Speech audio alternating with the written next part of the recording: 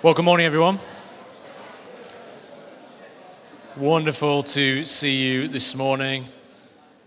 Great to see you. I want to say thank you to all those who are going to be serving on teams this evening. Give them a round of applause. I think we've got about 100 of you serving on teams, and events like this don't happen without people like you serving, so it's just absolutely wonderful. We're in a series called Making Room, and I'm going to share just for a little bit, and then Ed is going to come and share with us, and then Josh is going to share, and then we'll finish with some communion and some worship. So I want to encourage all of you to get up to speed, to go on our podcasts and to listen to all our talks. And last week we were thrilled to formally announce that in 3 months' time, February 2024, we'll be adding a third service to our Sunday gatherings. And this is a response to the growth that we're seeing.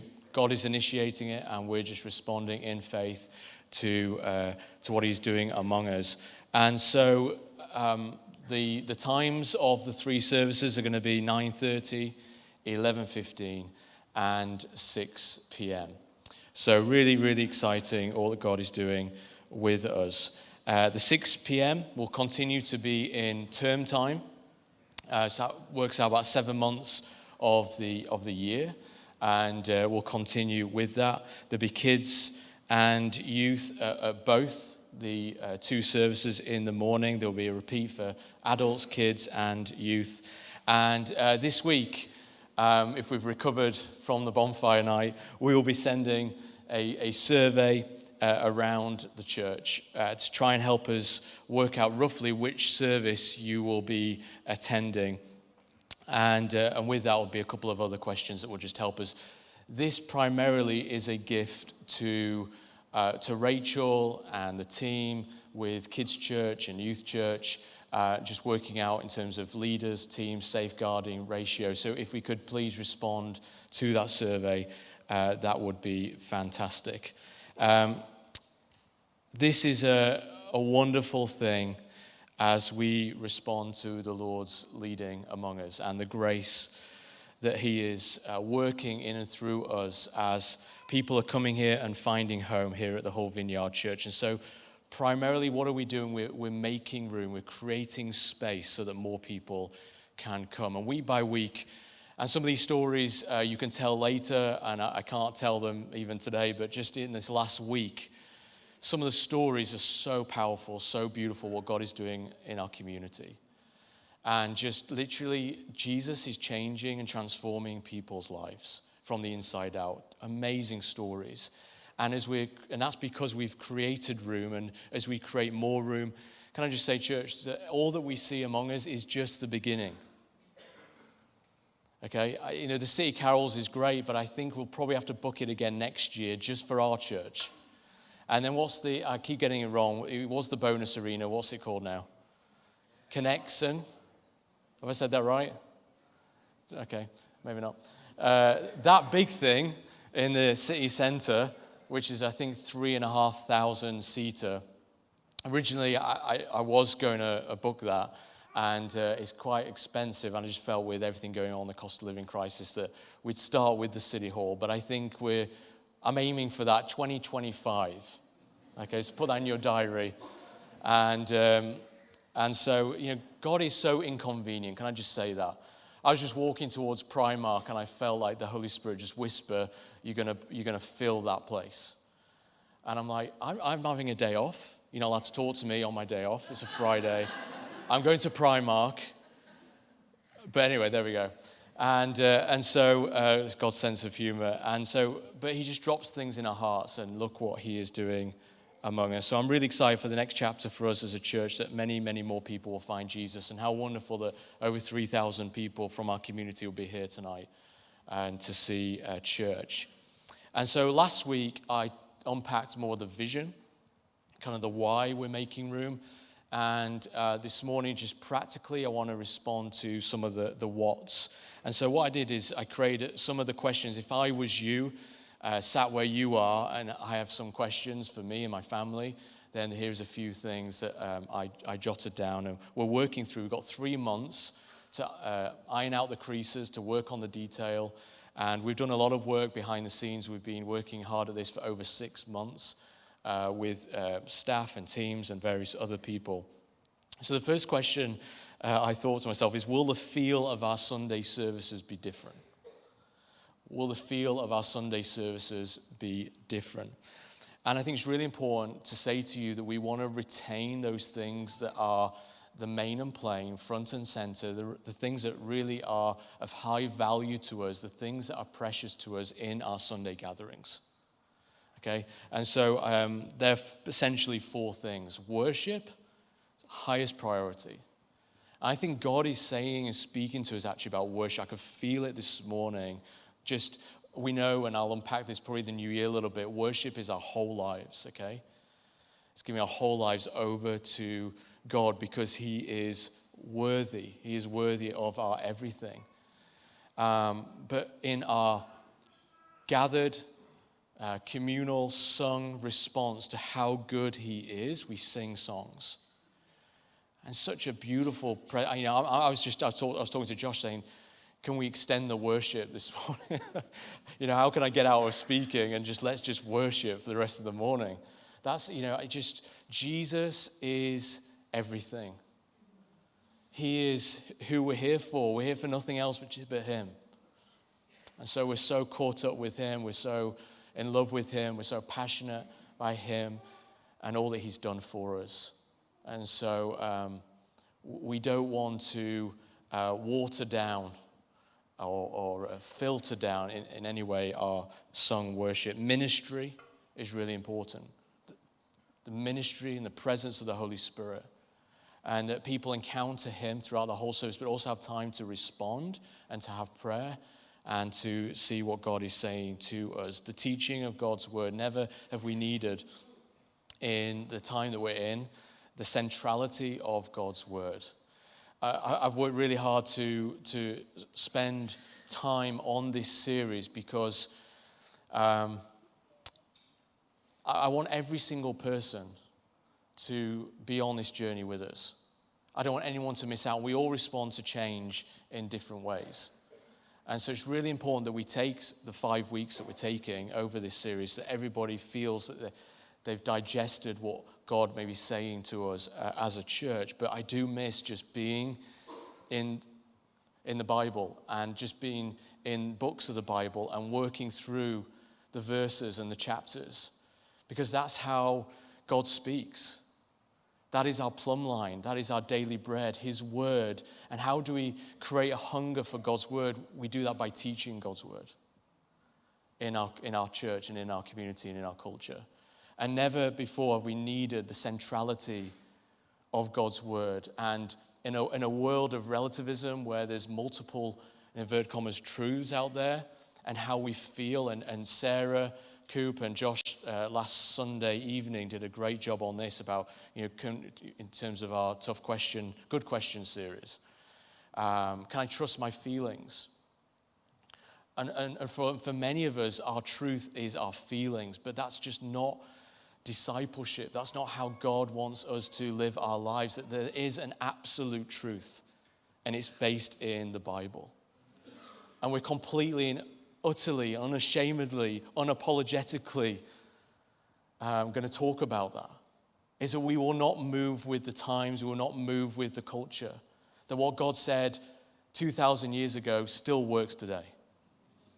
And everything will fade, everything will pass. Seasons come, seasons go, people come, people go, churches come, churches go, kingdoms come, kingdoms go. But God's word remains.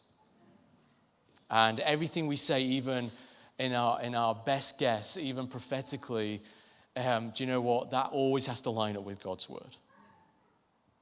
And so I can't wait. We're going to go through some books of the Bible next year, and I'm really excited to dig into the text again. And then finally, community, just being together, being the church, being family, being home, sharing with each other, sharing our burdens, just sharing life. It's really, really important. So they're the things that we will not lose from our Sunday gathering. So with some gentle trimming, that's the best way I can put it, gentle trimming, none of those things will be affected.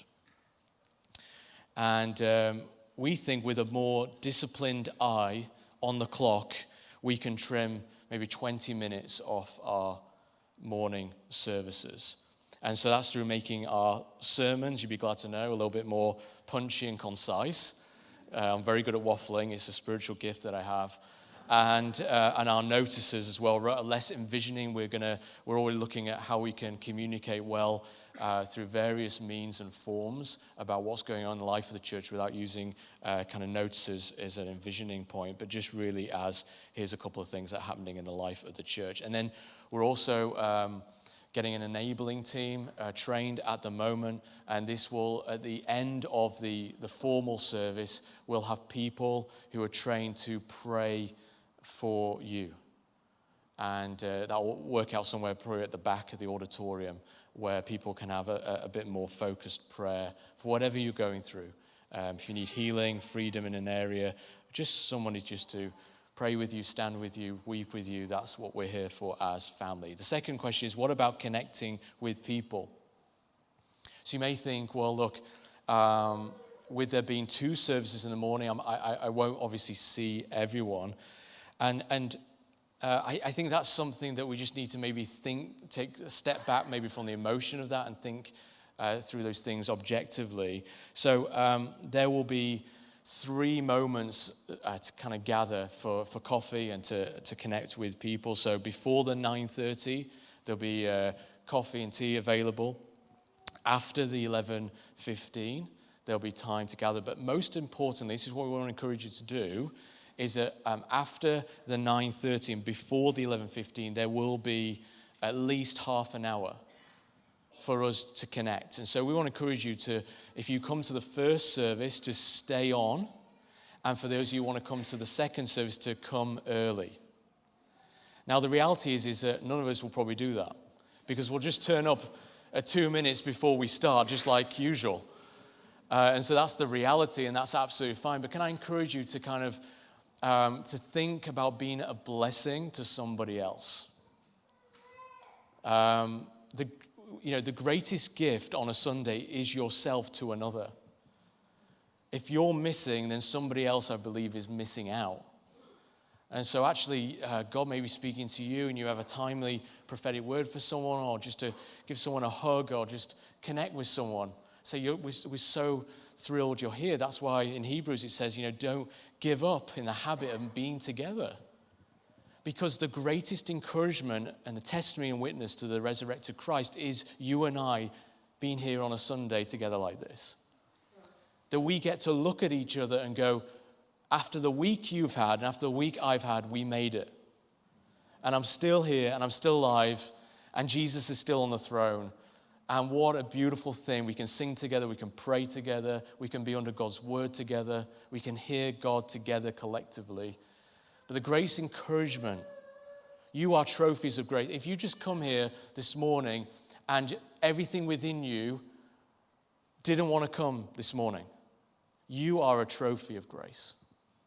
You're a trophy of grace. Well done. That is what I call spiritual victory. People talk about victory in the Christian faith as prosperity or those kind of things. But victory is actually when you've had the worst week on earth and you made it to church. When the kids are going crazy and you still got through the doors and you're still here to worship Jesus. Let's celebrate that as a family. Just being together. And so can I encourage you to, in that half an hour time at the cafe, is to come, is to stay late after the first one, or come early. Or another way to look at it is to attend one and serve another. And that's a great opportunity, again, to connect with people who you may be missing. Finally, on that, next year, we will especially be working hard to create environments for connection and community outside of a Sunday. So, of course, we have lots of things going on. We have home groups, we have our gatherings, we have our prayer gatherings, ministries, but we're going to be pressing on the pedal again of the men of the church being together, women of the church being together, courses, mentoring, conferences, so many different things of where we can have connection, community, and relationship. And it doesn't just have to be on a Sunday. It can be in the rest of the week. And Joni and I have been at Cliff Bible College, just on the other side of Sheffield in Peak District this week.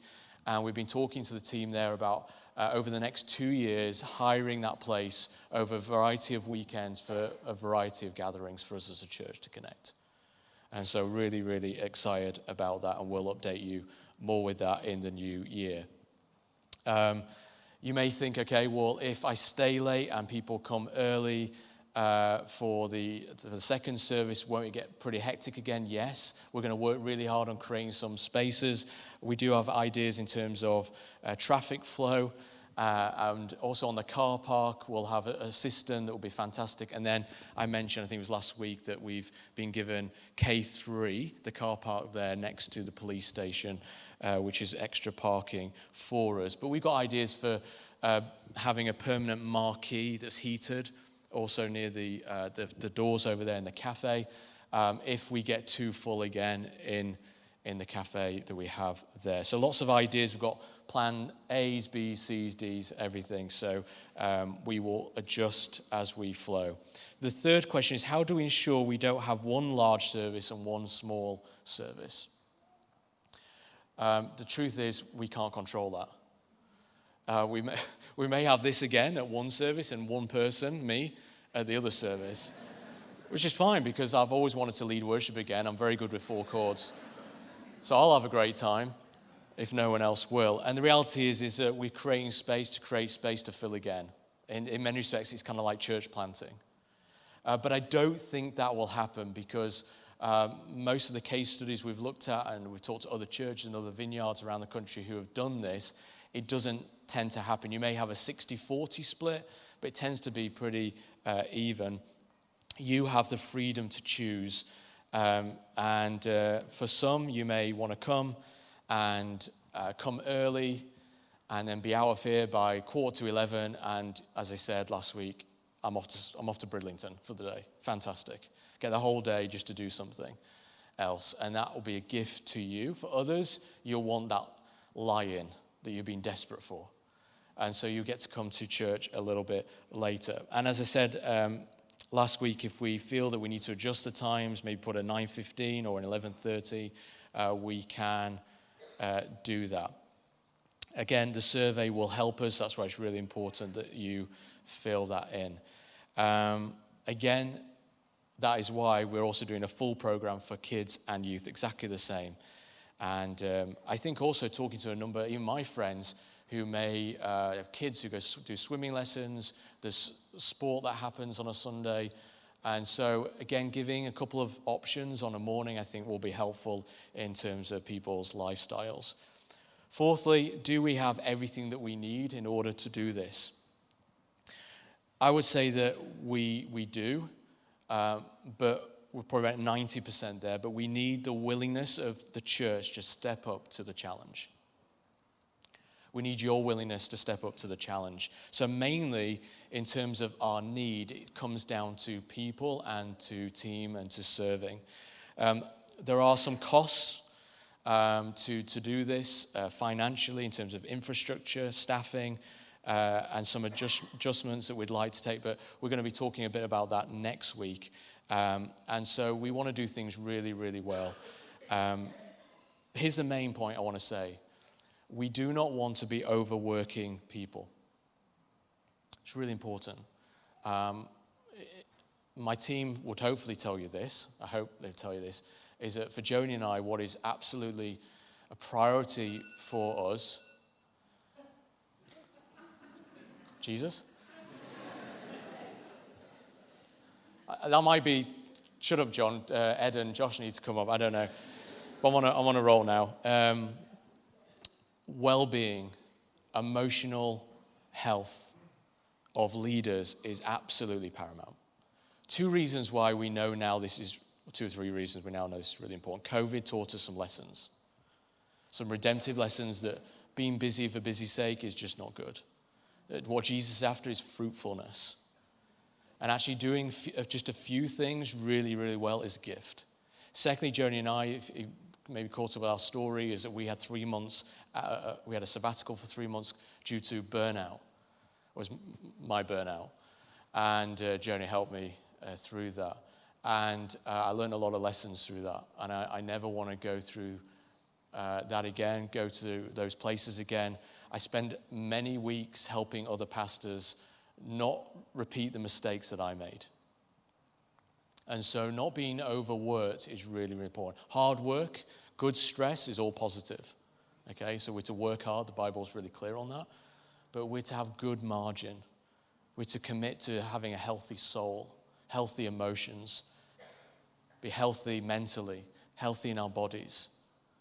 It's absolutely priority in terms of our spiritual life and dynamic. So in terms of serving, we would like a whole new batch of people to be serving. And what we'd love is that every single person in the church commits to one serving rota, if you like, once a month. That's all. Just to be part of the family, just to contribute once a month. If you could serve on one of our teams, that would be amazing. Currently, for just a morning service, there are about 50 people who serve to make our Sunday morning happen per week. Okay, so maybe a couple of hundred over a month. And there are currently over 100 in our home groups alone of people who don't right now serve on a Sunday. So this is a great opportunity to get involved and serve, not make someone do another shift. And you know, someone said to me last week, I can't remember, but they said, you know, can we serve as much as one? I'm like, yeah, you can. Of course you can. That's fantastic. But we'd really like every single person to play their part and to at least commit to doing a serving slot once a month. So the dream would be another 20 people roughly to serve per week. So that's 80 people over the month to make the second morning service happen, the third service happen really, really well, so we're not burning people out. So on your seats, again, you have a card with a pen. If you could just quickly take 10 seconds, ask the Lord, what do you want me to do? And I'm sure he'll say, fill it in. I don't know. Just a guess. So, anyway. Those of you who are serving, we hope that you'll continue. But of course, you'll need to decide which service you'll be at. And then you'll have communication with your team leaders. And they'll be able to work out which service you will, in terms of their teams. Again, the survey will help with that. I think I'm just going to finish with this one diagram, and then I'll have Ed up. Is a slide somewhere? Health, growth, change.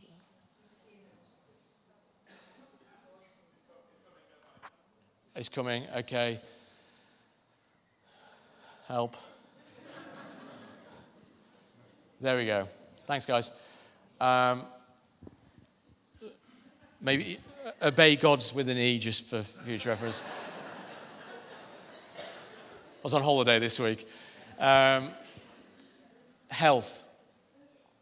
Our focus as a church, you've heard me mention some statistics, some numbers that we're averaging about 500 this last month on a Sunday. Can I just make it really clear in case you don't think this? Numbers are about people. Numbers are really not that important.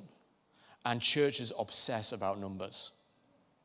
And we're never going to be that church. But numbers represent people, and we're here to love and serve people. What we are focused on is health. And our focus next year is going to be on what does it mean to be a healthy home. And so we're going to be looking at things like healthy leadership. Guys, we need healthy leadership in today's world. The church and their leaders are blowing up left, right, and center throughout the earth. So we need to have the foundation right of our home, which is what does it mean to be a healthy leader? What does it mean to be a healthy family? Have healthy relationships, particularly healthy singleness. in our day and age, healthy marriages, a healthy sex life. These are some of the things that we're going to be looking at next year. What does it mean to have and be a healthy home? So we're going to be focused on health. And when you focus on health, you get growth. And with growth, you always have to have change, which is why we're communicating. There's some change to our structure. With change always comes a challenge. So some of you will feel a sense of challenge and discomfort and an inconvenience. And we looked at that with the lobster illustration last week, and I hope that was helpful to you. At the point of challenge, you have a couple of choices. You can either opt out and say, I'm done. It's too much for me, which is fine. Or obey God with an E. How's that changed? That's amazing. That's unbelievable. I feel I'm having an hour-body experience. Am I actually here? Obey God with an E. Mad. So anyway, a chance to obey God. And that leads, of course, when we walk in obedience, always leads to greater health. And then all our lives are like this. Church life, personal life, relationally. This is how life looks like in the kingdom. It is a challenge. And if you don't believe me, look at the Apostle Paul. I'm just going to read a few verses. 2 Corinthians 11, it says, I've worked much harder, been in prison more frequently, been flogged more severely, been exposed to death again and again. 5 times I received from the Jews the 40 lashes minus 1. 3 times I was beaten with rods. Once I was pelted with stones. 3 times I was shipwrecked.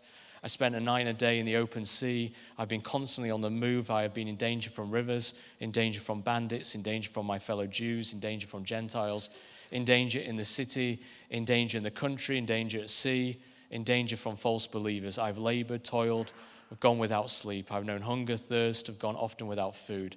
I've been cold and naked. Besides everything else, I face daily the pressure of my concern for all the churches. Who is weak, and I do not feel weak? Who is led into sin, and I do not inwardly burn? But if I must boast, I will boast of the things that show my weakness, which is healthy leadership. The God and Father, Lord Jesus, who is to be praised forever, knows that I am not lying. So that's the CV of the Apostle Paul. That's what he did on his Sabbath rest. And so, church, we're never going to escape persecution or challenge or trial or pain or suffering. The only difference between Christians and people who don't follow Jesus, Christians have Jesus with them in the trial. But none of us are exempt from this stuff. So we will face discomfort, but I encourage you to embrace it. And it says in James 1, count it pure joy when you encounter these trials, because it's all about perseverance and then character and maturity. And Jesus is so interested in you and your growth, your discipleship and your heart and your maturity more than anything else. And often he'll do crazy things in our circumstances to get to that point where we learn the lesson. But it's all about health. He's getting you to a healthy place. Anyway, I've talked too long. I'm so sorry. I'll have to fix this for February. Ed, come and have your 90 seconds. Was 9 minutes, I'm sorry. You just think on your feet, that'd be great. I'm joking, it wasn't 9 minutes. Really.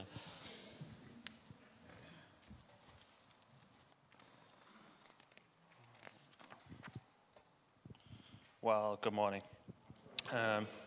So in a moment after I've done, we're going to hear from Josh about kids and youth ministries, but I'm here to talk about the rest of our Sunday teams.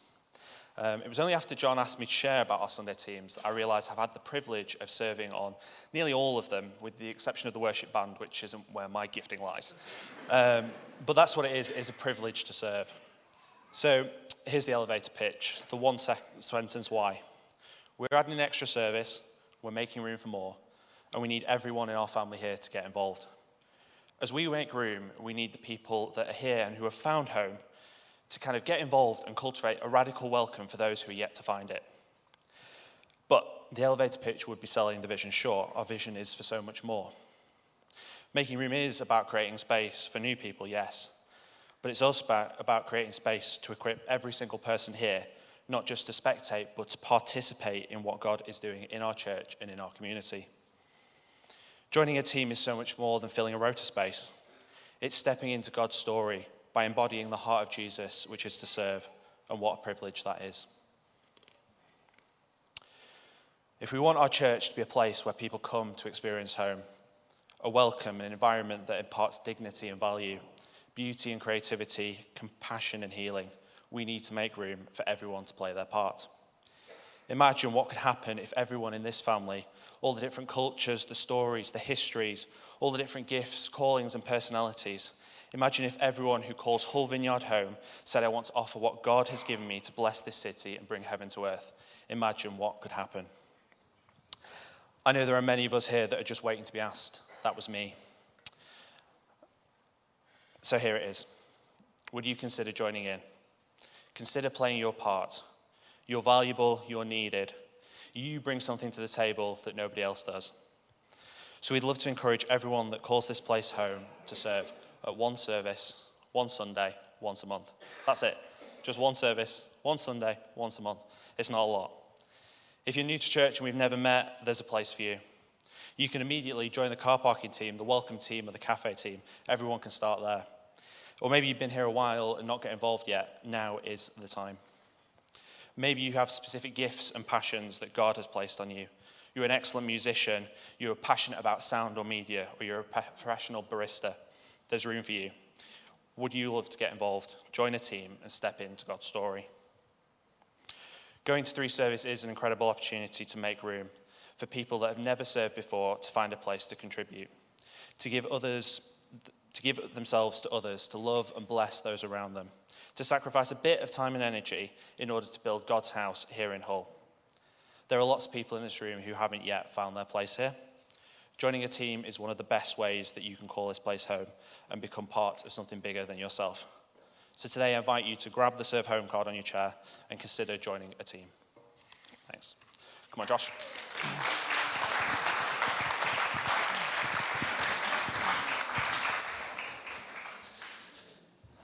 Amen.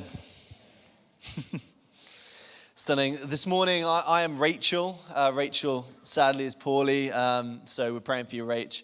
I'd love to share some really exciting updates and news about our kids and youth ministries. The amazing thing is that the favor of the Lord is on our kids and youth ministries, and they are multiplying and growing and flourishing. It's causing Rach in particular and the team some logistical headaches, but they are amazing problems to have. Let me give you some stats. Pre-COVID, in 2019, we had 73 kids and youth on the books. January 2023, we had 175. November 2023, we had 222. Isn't that amazing? And they obviously don't come every single week. If they did, it would definitely be a problem. But we have regularly over 100 kids and youth at our morning service, and 40 to 50 youth at our Friday night gatherings. So good. And this is one of the major reasons why we need to introduce a third service to make room for more, particularly in the area of kids and youth. Now, let me give you a stat about kids team. In January 2023, at the start of this year, there were 48 people on kids team.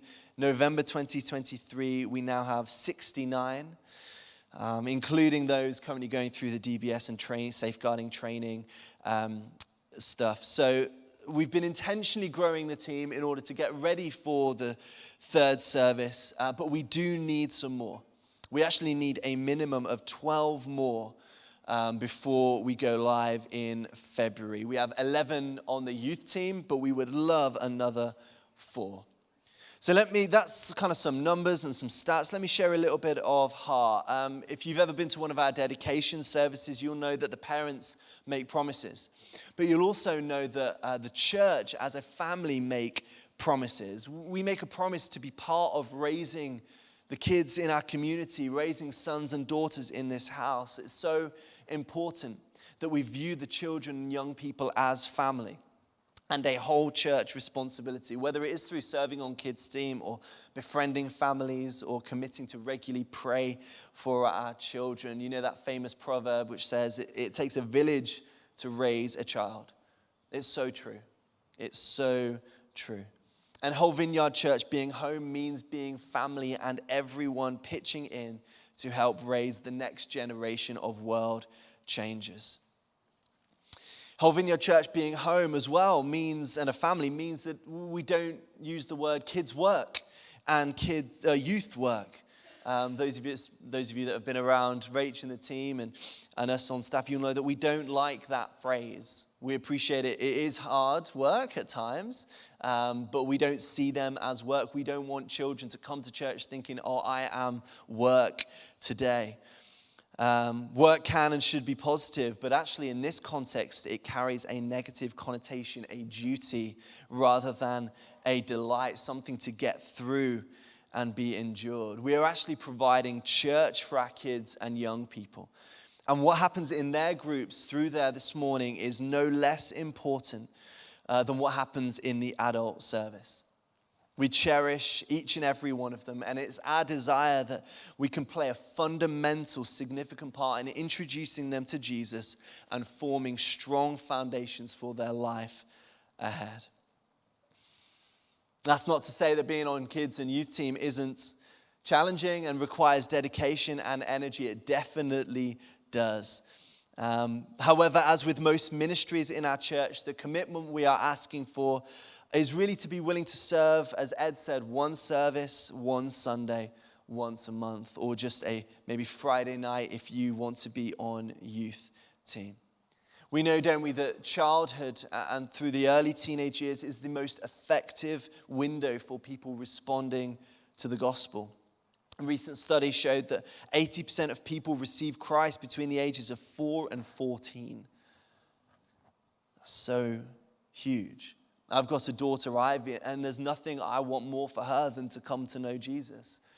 Come to discover who she is in Christ. Come to become awake to his voice and step into the kingdom life. If she did nothing else in her life apart from come to know Jesus and give everything to him, that's all I want. We believe that from the age of 2, children should be equipped to heal the sick and share Jesus with their friends and discover who they are.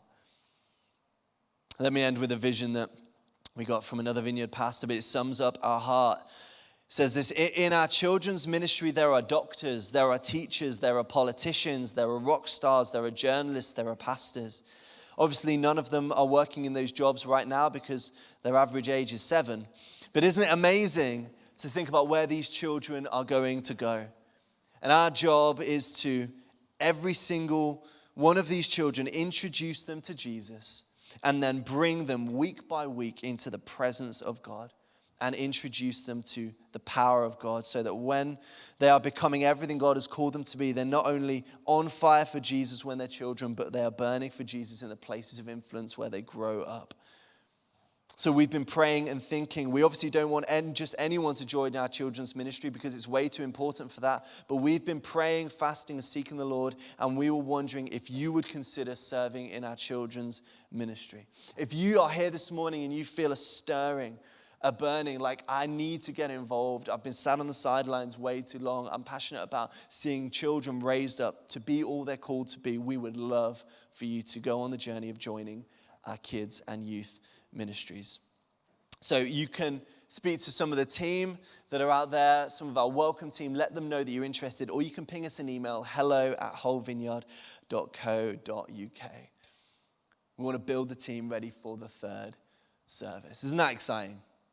So exciting. And on that, we have a family Christmas service on the 17th of December, and we are going to be on that day trialing our 2 morning services.